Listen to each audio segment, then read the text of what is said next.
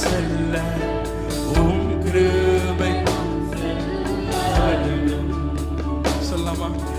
அலை மோதும் வாழ்வில் அலையாமல் செல்ல உம் கிருபை முன் செல்ல